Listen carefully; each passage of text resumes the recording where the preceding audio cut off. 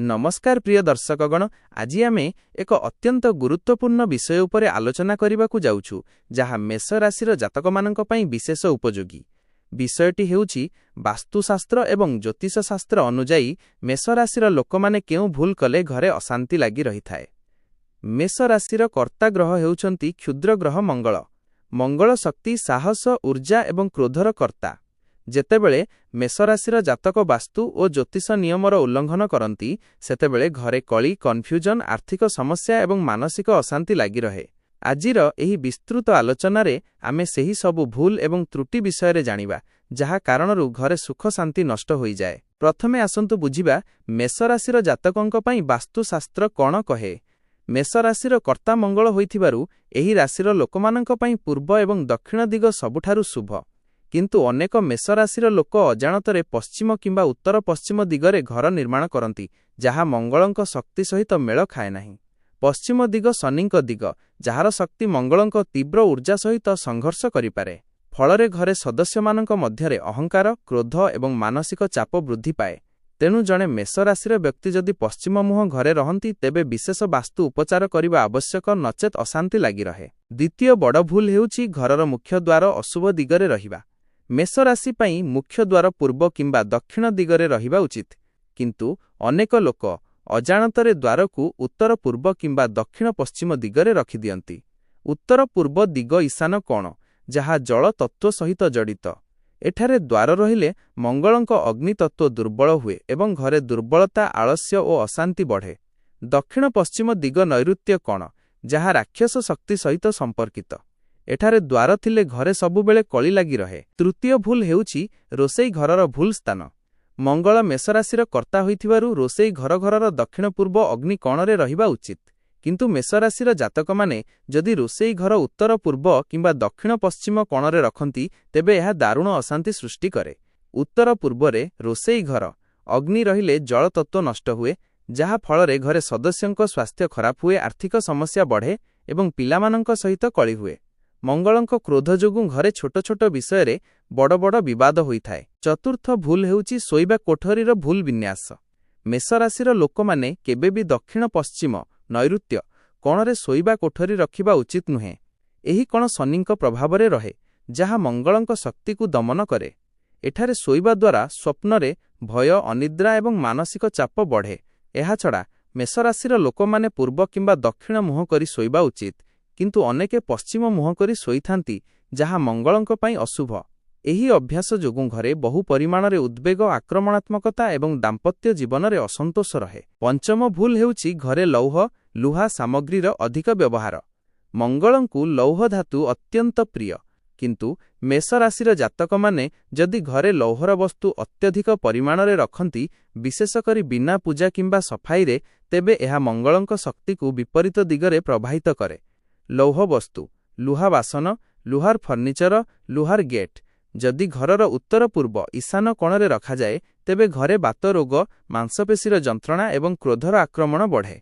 मेष राशिर लोकमाने सर्वदा तंबा, पित्तल किंबा काठ जिनिस व्यवहार करिबा अधिक उपयुक्त। षष्ठ भूल हेउछि घरर रंग विभागरे त्रुटि। मेष राशिर जातकमानंक पई लाल, केसरी, गोलापी, हळदिया एवं कमला रंग सर्वोत्तम, किंतु अनेक लोक भूलवशतः कला, नील किंबा छाई रंग व्यवहार करती। कला रंग मंगलंकु दुर्बल करे एवं शनिंकु शक्तिशाली करे। नील रंग बुध ग्रहर रंग, जहा मंगल सहित शत्रुता रखे। घरे कला और नील रंगर व्यवहार जोगु मेष राशिर लोकंक साहस ह्रास पाए, मनरे डर बढ़े एवं घरे अनवरत कली लागि रहे। सेहीपरि जीरा रंग और बैगेणी रंग मध्य परिहार करिबा उचित। सप्तम भूल हेउछि ज्योतिषीय उपचार रे त्रुटि। मेष राशिर कर्ता मंगल एवं मंगलंकु संतुष्ट करिबा पई प्रत्येक मंगलवार दिन निर्दिष्ट नियम पालन करिबा आवश्यक, किंतु मेष राशिर लोके जदि मंगलवार दिन मंगलंकु लाल फूल, लाल वस्त्र किंबा गहम दान करंती नाही, तेबे घरे अशांति लागि रहे। अनेक मेष राशिर जातक भूलवशतः शनिवार दिन शनिंकु मंगलंक पूजा करंती, जहा भयंकर भूल। एही भूल जोगु घरे कौनसी निष्पत्ति सहजरे हुए नाही, सबु कामरे विलंब एवं परिवार रे अहंकार बढ़े। अष्टम भूल हेउछि घरे थिबा तीक्ष्ण वस्तु गुड़िकर अशुभ स्थान। मंगल ग्रह तीक्ष्ण वस्तु जेपरिकी कतुरी, चकु, छुरी, कंचा सहित जड़ित।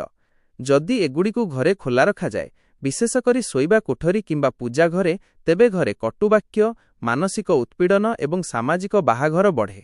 ମେଷ ରାଶିର ଜାତକମାନେ ଏହି ବସ୍ତୁଗୁଡ଼ିକୁ ସବୁବେଳେ ଉତ୍ତର କିମ୍ବା ପୂର୍ବ ଦିଗରେ ବନ୍ଦ ଆଲମିରିରେ ରଖିବା ଉଚିତ।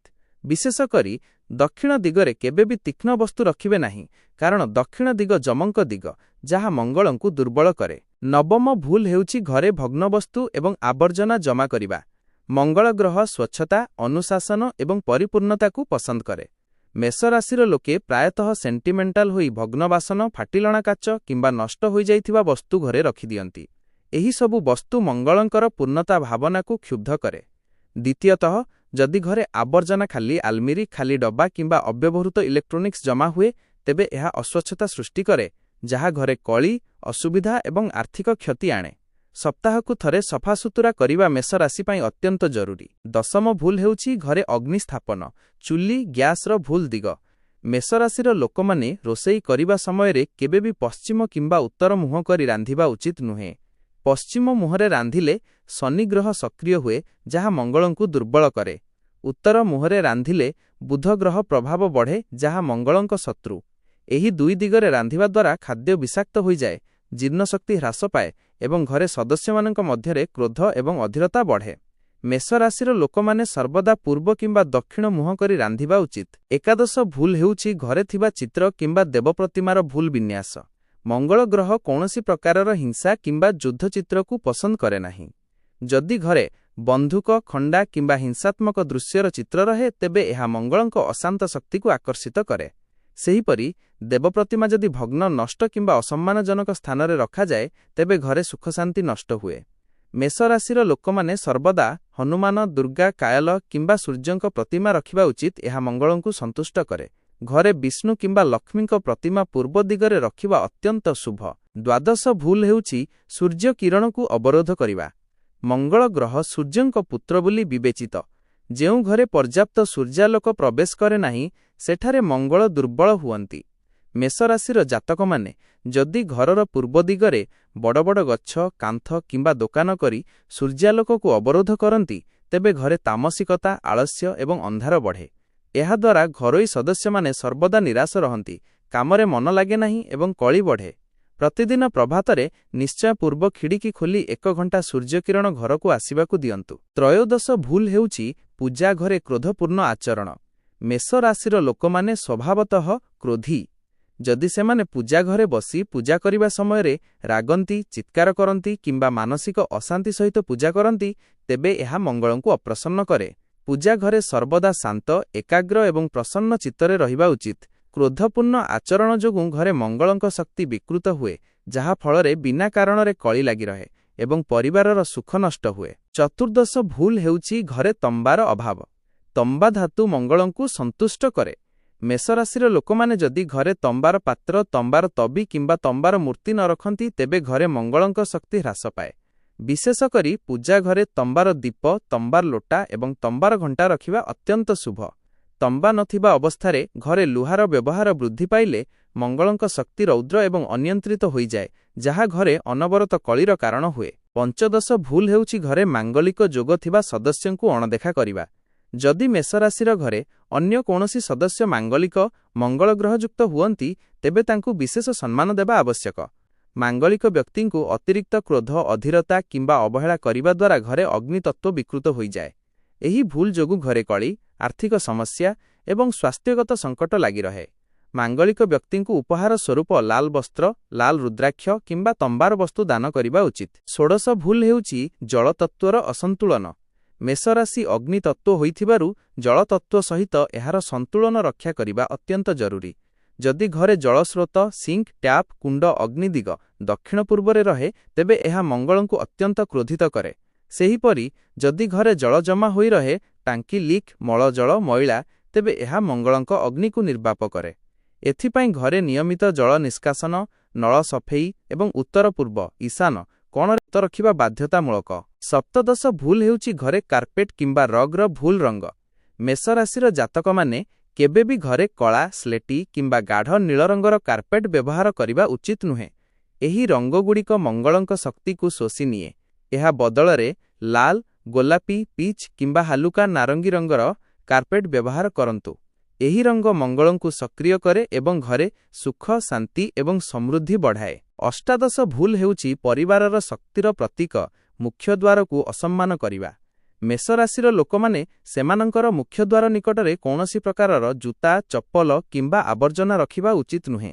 ମୁଖ୍ୟଦ୍ୱାର ଘରର ମଙ୍ଗଳଙ୍କ ମୁଖ ଅଟେ। ଯଦି ଏହି ଦ୍ୱାର ସାମନାରେ କୌଣସି ବାଧା, ଗଛ, ଖୁଣ୍ଟ, ବାଡ଼ ଥାଏ, ତେବେ ଏହା ମଙ୍ଗଳଙ୍କ ଆଗମନକୁ ଅବରୋଧ କରେ। ଏହି ଭୁଲ ଯୋଗୁଁ ଘରେ ଆର୍ଥିକ କ୍ଷତି, କଳି ଏବଂ ସାମାଜିକ ଅପମାନ ଲାଗି ରହେ। ମୁଖ୍ୟ ଦ୍ୱାରଟିକୁ ସର୍ବଦା ସଫା, ଭଲ ଆଲୋକିତ ଏବଂ ଲାଲ ରଙ୍ଗର ଲଠ କିମ୍ବା ତୋରଣ ସଜେଇବା ଉଚିତ। ଊନବିଂଶ ଭୁଲ ହେଉଛି ଘରେ ହାଲୁକା ରଙ୍ଗର ପର୍ଦ୍ଦା ବ୍ୟବହାର। ମେଷରାଶିର ଜାତକମାନେ ଯଦି ଘରେ ଧଳା, ହାଲୁକା ବାଇଗିଣୀ କିମ୍ବା ହାଲୁକା ଗୋଲାପୀ ରଙ୍ଗର ପର୍ଦ୍ଦା ବ୍ୟବହାର କରନ୍ତି, ତେବେ ଏହା ସୂର୍ଯ୍ୟ କିରଣକୁ ପ୍ରତିଫଳିତ କରି ମଙ୍ଗଳଙ୍କୁ ଦୁର୍ବଳ କରେ। ଘରେ ସର୍ବଦା ଲାଲ, ହଳଦିଆ କିମ୍ବା କମଳା ରଙ୍ଗର ମୋଟା, କଟା ପର୍ଦ୍ଦା ବ୍ୟବହାର କରନ୍ତୁ, ଯାହା ସୂର୍ଯ୍ୟ କିରଣକୁ ଭିତରକୁ ନେଇ ମଙ୍ଗଳଙ୍କ ଶକ୍ତିକୁ ବଢ଼ାଏ। ଶେଷ ବିଂଶ ଭୁଲ ହେଉଛି ନିଜ ରାଶିର ରତ୍ନ ଲାଲ ମଣି ନ ପିନ୍ଧିବା। ମେଷ ରାଶିର ଜାତକମାନଙ୍କ ପାଇଁ ଲାଲ ମଣି ମାନିକ୍ୟାମ୍ ଅତ୍ୟନ୍ତ ଶୁଭ, କିନ୍ତୁ ଅନେକ ଲୋକ ଗୁରୁଙ୍କ ପରାମର୍ଶ ବିନା ପିନ୍ଧିବା, ଯାହା ଭୁଲ ତ ଦୂରର କଥା, ପିନ୍ଧନ୍ତି ହିଁ ନାହିଁ। ଲାଲ ମଣି ମଙ୍ଗଳଙ୍କୁ ସନ୍ତୁଷ୍ଟ କରେ। ଲାଲ ମଣି ନ ପିନ୍ଧିବା କିମ୍ବା ଭୁଲ ଧାତୁରେ, ରୂପା ବଦଳରେ ଲୁହା, ରତ୍ନ ପିନ୍ଧିବା ଦ୍ୱାରା ମଙ୍ଗଳଙ୍କ ଅଶୁଭ ପ୍ରଭାବ ବଢ଼େ। ଫଳରେ ଘରେ ଆର୍ଥିକ କ୍ଷତି, ବୃଥା ବାଦାନୁବାଦ ଏବଂ ସ୍ୱାସ୍ଥ୍ୟଗତ ଅଶାନ୍ତି, ବିଶେଷ କରି ରକ୍ତଚାପ, ପ୍ଲେଟଲେଟ୍ ଲାଗି ରହେ। ପ୍ରିୟ ମେଷରାଶିର ଜାତକମାନେ, ଯଦି ଆପଣମାନେ ଦେଖୁଛନ୍ତି ଯେ ଆପଣଙ୍କ ଘରେ ସବୁବେଳେ ଅଶାନ୍ତି, କଳି କାହାଣୀ, ଆର୍ଥିକ ଦୁରବସ୍ଥା କିମ୍ବା ସ୍ୱାସ୍ଥ୍ୟ ସମସ୍ୟା ଲାଗି ରହୁଛି, ତେବେ ଏହି 9ଟି ଭୁଲ ମଧ୍ୟରୁ କୌଣସି ନା କୌଣସି ଭୁଲ ନିଶ୍ଚୟ ଆପଣଙ୍କ ଘରେ ଘଟୁଛି। ଉପରୋକ୍ତ ଭୁଲଗୁଡ଼ିକୁ ସୁଧାରିବା ପାଇଁ ଆପଣ ନିମ୍ନଲିଖ କାର୍ଯ୍ୟ କରନ୍ତୁ। 1.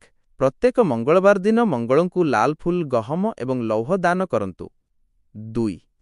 ଘରର ପୂର୍ବ ଦିଗ ସଫା କରି ସେଠାରେ ଲାଲ ବସ୍ତ୍ରରେ ଢାଙ୍କି ଏକ ଦୀପ ଜାଳନ୍ତୁ। 3. ମଙ୍ଗଳ ମନ୍ତ୍ର ଓ କ୍ରଂ କ୍ରିଂ କ୍ରୌଂ ସହ ଭୌମାୟ ନମଃ ନିୟମିତ ଜପ କରନ୍ତୁ। 4. ଘରେ ଲାଲ, ହଳଦିଆ ଏବଂ କମଳା ରଙ୍ଗର ବ୍ୟବହାର ବୃଦ୍ଧି କରନ୍ତୁ। 5. ଘରେ କେବେ ବି ଭଗ୍ନ, ଛିଣ୍ଡା କିମ୍ବା ନଷ୍ଟ ସାମଗ୍ରୀ ରଖନ୍ତୁ ନାହିଁ। ଆଶା କରୁଛି ଏହି ପଦକ୍ଷେପଗୁଡ଼ିକ ଦ୍ୱାରା ଆପଣମାନେ ନିଜ ଘରୁ ଅଶାନ୍ତି ଦୂର କରି ସୁଖ, ଶାନ୍ତି ଓ ସମୃଦ୍ଧିର ଅନୁଭବ କରିପାରିବେ। ଧନ୍ୟବାଦ।